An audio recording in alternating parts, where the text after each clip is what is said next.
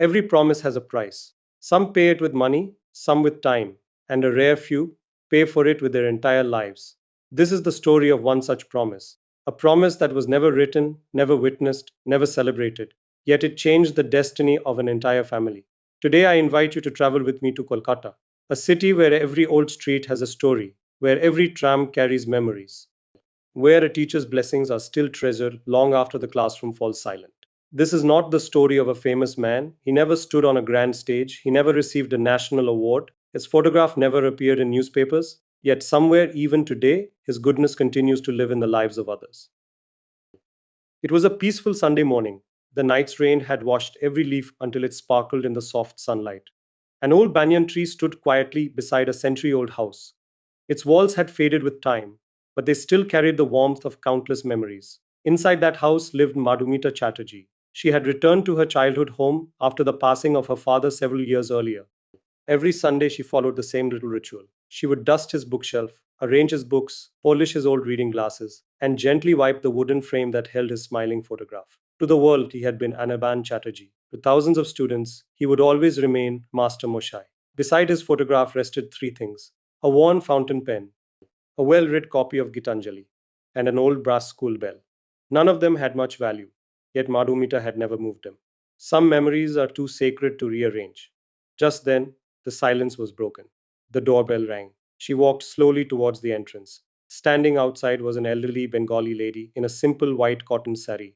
Age had bent her shoulders, but not the grace in her eyes. Behind her stood a dignified gentleman in his early 40s. Beside him, a graceful young woman carrying a bouquet of white lilies. All three folded their hands respectfully. The elderly lady spoke softly. Is this the home of Shri Anirban Chatterjee? Madhumita smiled gently. Yes, he was my father. For a few moments, no one spoke. The elderly woman's eyes slowly filled with tears. She looked beyond Madhumita, towards the photograph inside the house. Almost in a whisper, she said, we have traveled a very long way to fulfill a promise. Madhumita looked puzzled. A promise? The old lady nodded. A promise made 25 years ago. Before Madhumita could ask another question, the old lady carefully removed her slippers and walked towards the photograph. She folded her hands, closed her eyes, and quietly whispered, Guruji, I have come, just as I promised. Madhumita stood frozen. She had never seen this woman before, yet the affection in her voice felt as though she had belonged to their family all her life. Who was she? What promise was she talking about? And why had it taken 25 years to keep it? Little did Madhumita know that before the sun set that evening, she would discover a chapter of her father's life that he had never shared with anyone. 25 years earlier, Government Model Higher Secondary School, North Kolkata. Every morning, before the first bell rang, one familiar figure would quietly enter through the school gate, a neatly ironed white kurta, a brown leather satchel, and that same old fountain pen tucked carefully into his shirt pocket. It had been gifted to him by his first batch of students nearly 30 years earlier. He never used another pen. His name was Anirban Chatterjee. But nobody called him that to everyone. He was simply Master Moshai. He believed that education was not about creating successful people, it was about creating good human beings. Whenever a student scored poorly, he never scolded them. Instead, he would smile and say, Marks may open a door, but character decides how far you will walk. His classroom never felt like a classroom. History became living memories. Literature became conversation. Every child felt seen. Every child felt valued. Parents trusted him completely. Teachers admired his fairness. Students loved him beyond words. People often said, if Master Moshai signs a document, you can trust it with your life. Even the headmaster would smile and reply, sometimes I think this school runs on Anirban's honesty more than my administration. But Anirban never spoke about honesty. He simply lived it. Whenever someone thanked him, he would laugh softly and say, don't thank me, just promise me one thing. Become a good human being. The rest will follow. His students remembered those words long after they forgot their examination marks. Only 1 year remained before his retirement. He dreamed of spending quiet evenings reading Tagore, watering the jasmine plants in his courtyard, and watching children play in the neighborhood. Life, however, had quietly written a different ending, one that would ask him not how much he knew, but how much he was willing to lose for a promise. Just a few lanes away from the school stood a small rented house. Its walls were old, its roof leaked every monsoon, but inside lived three people. who never allowed hardship to steal their hope, Nandita Sen, and her two children, 15-year-old Arjun and 11-year-old little Raya. 3 years earlier, life had changed forever. Nandita's husband, Subhash Sen, a railway clerk, had passed away after a sudden cardiac arrest. One ordinary morning, he had left for work. He never returned. Since that day, Nandita had become both mother and father. Every morning before sunrise, her day began. She cooked breakfast, packed two lunch boxes, ironed school uniforms, prepared her own lessons, and rushed to school before the first bell. Not once did her students know that the smiling teacher standing before them had cried herself to sleep the previous night. She had one simple belief: children should never carry the burden of an adult's worries. So every evening, no matter how tired she was, she smiled. She listened to Arjun's dreams, she laughed at little Ria's endless questions, and when both children slept, she quietly opened a small notebook. Every expense was carefully written: rent, groceries, medicines, school fees, electricity. At the bottom of every page, the numbers never matched. She would stare at them for a long moment, close the notebook, fold her hands before a small idol of Goddess Durga, and whisper, "Give me strength, not comfort." One rainy evening, while they sat together sharing a simple meal, Ria looked at her mother. Ma, when I become a doctor, I'll never let anyone suffer because they can't afford treatment. Nandita smiled. And what about you, Arjun? The young boy looked towards the rain outside. I don't know exactly what I'll become, but I want to serve the country. I want to do something that makes Baba proud. Nandita gently touched his head. Whatever you become, promise me, you will never forget where you came from. Both children nodded. We promise. Nandita smiled. She didn't realize that very soon, someone else would ask her for a promise. A few weeks later, an important circular arrived from the education department. One of the school's senior teachers had retired. The position required experience, integrity, and the ability to supervise several academic and administrative responsibilities. Naturally, Nandita's name stood at the top of the recommendation list. She had earned it, not through influence, not through favor, but through years of dedication. When the headmaster discussed the matter with the staff, every teacher agreed except one person who was not even part of the school: the local MLA Pradip Mukherjee. His nephew had recently joined the education department. Though inexperienced, the MLA wanted him recommended for the same position, not because he deserved it, but because power often expects obedience. That afternoon, a government vehicle stopped outside the school. The driver politely handed Anirban a message. The Honorable MLA requests your presence this evening. As dusk settled over Kolkata, Anirban entered the MLA's residence. The meeting began courteously. Tea was served. Pleasantries were exchanged. The MLA smiled warmly. Master Moshai, everyone respects you. So do I. I have only one small request. He slid a file across the table. My nephew. I'd like you to recommend him. Anirban opened the file. He glanced through the papers, closed it gently, and returned it. There is already a deserving candidate. The MNA leaned back. His smile slowly disappeared.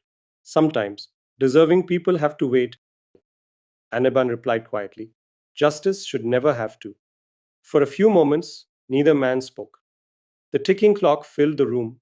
Finally, the MLA stood up, walked towards the window, and without turning around, said calmly, I've always admired your principles, Master Moshai. I only hope they don't become too expensive. Anirban understood exactly what those words meant. He stood up, folded his hands respectfully, and left without another word. The following week, the official order was issued. Nandita Sen was appointed senior teacher. The entire staff congratulated her. She walked straight to Anirban. Her eyes were moist. Sir, I don't know how to thank you. Anirban smiled the way he always did. I told you long ago, don't thank me, just do one thing. She looked at him. Become the reason. Someone else's life becomes better. Nandita folded her hands.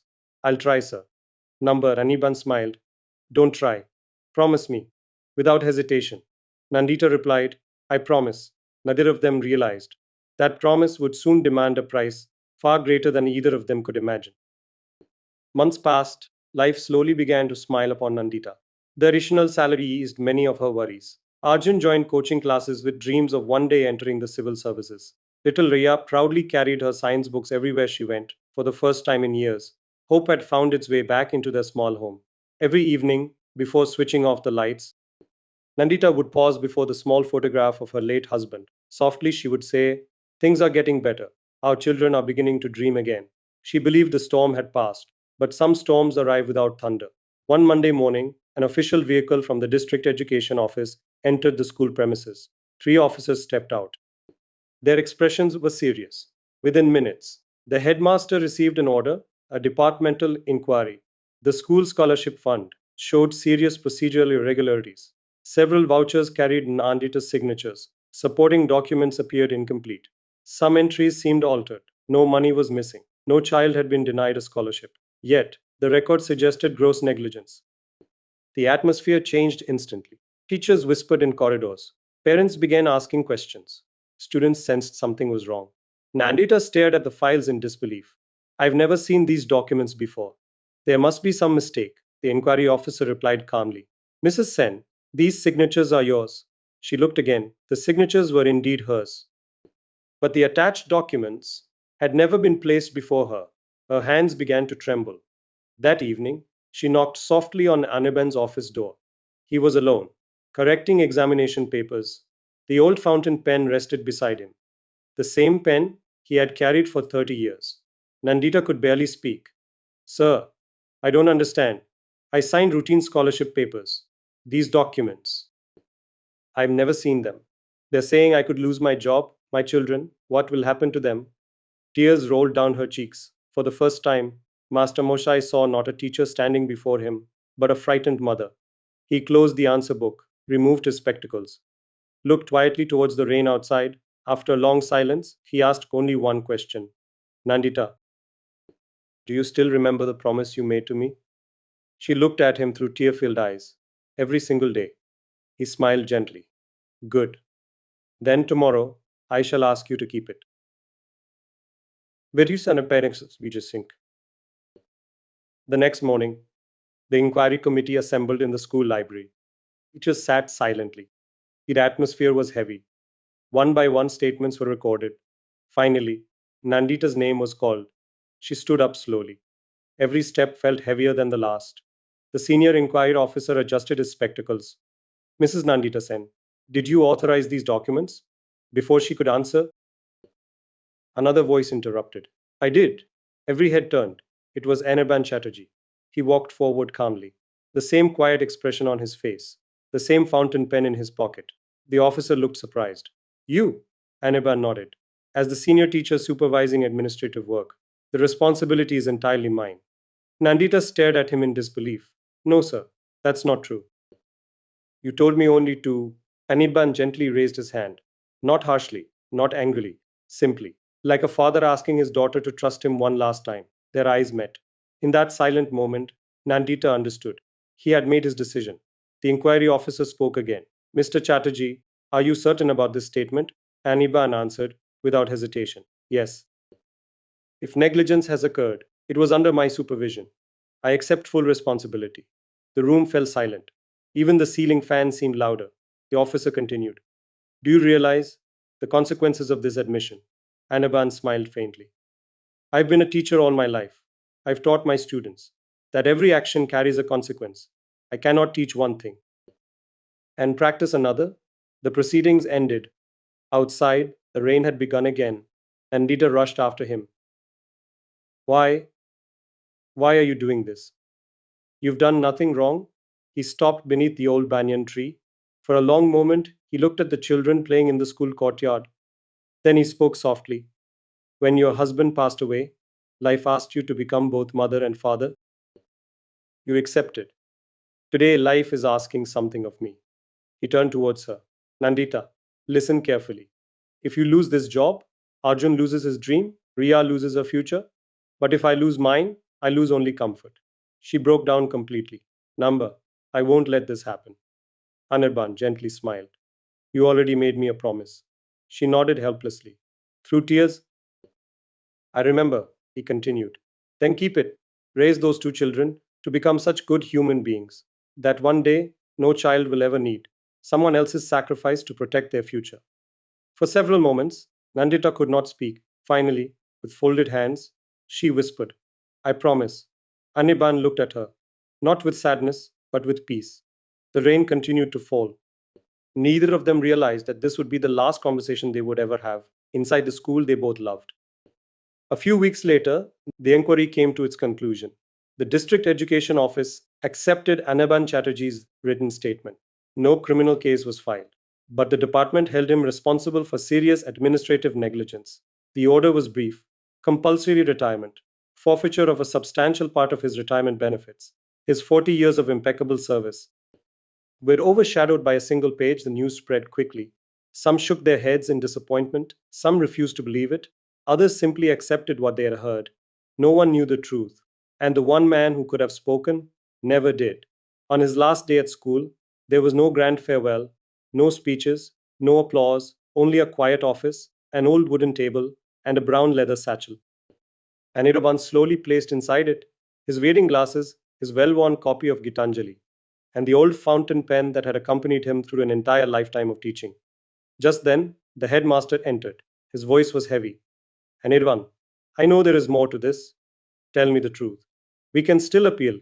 Anirban smiled, the same gentle smile that had reassured generations of frightened children. He placed a hand on his friend's shoulder. Some decisions are not meant to be reversed, they are meant to be honored. The headmaster's eyes filled with tears. As Anirban stepped out of the school gate, the morning assembly began. Hundreds of young voices rose together, singing the national anthem. He stopped walking, removed his spectacles, closed his eyes, and quietly stood at attention. When the anthem ended, he folded his hands toward the school, not in farewell, but in gratitude. Without looking back, he walked away. That was the last time Mastermoshai was ever seen inside the school he loved.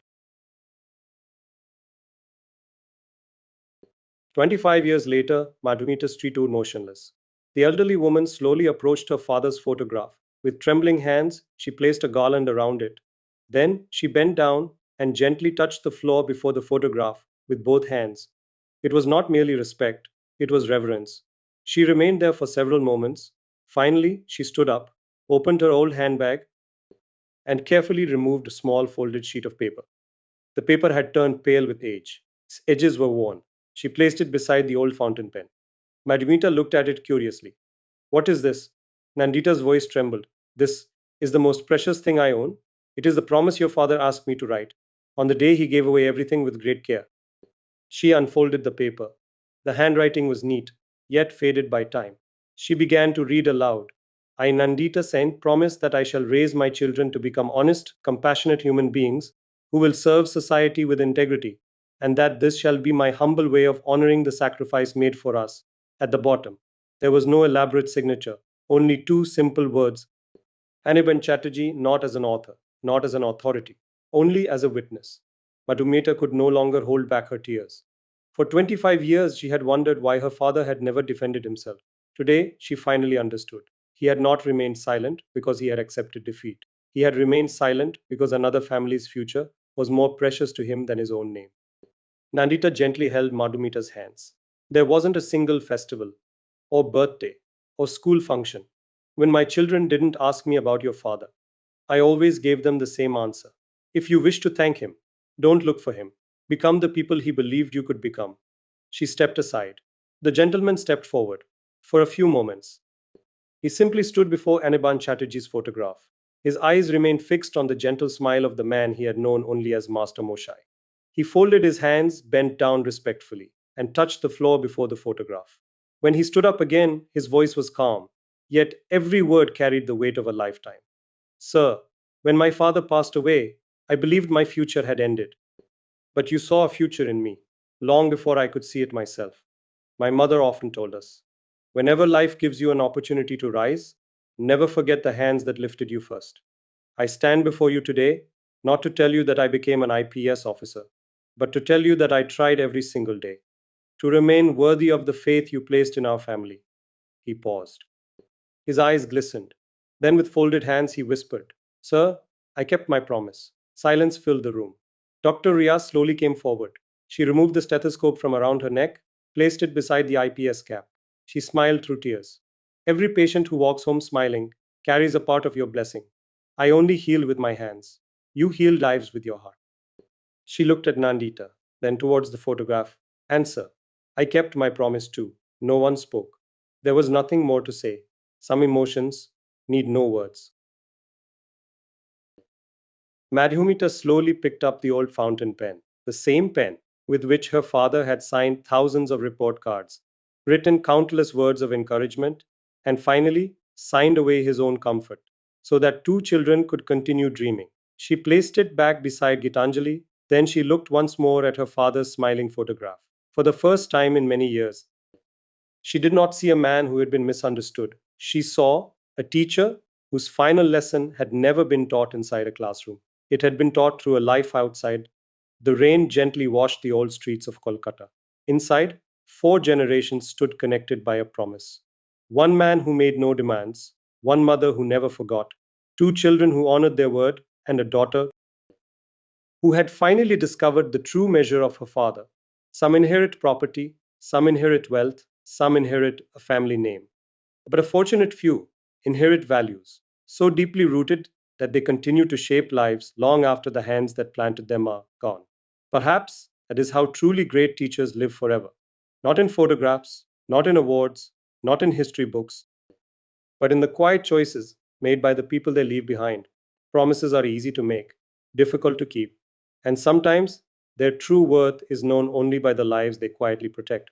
Dedicated to every teacher whose greatest lessons were never written on a blackboard, but in the lives they quietly shaped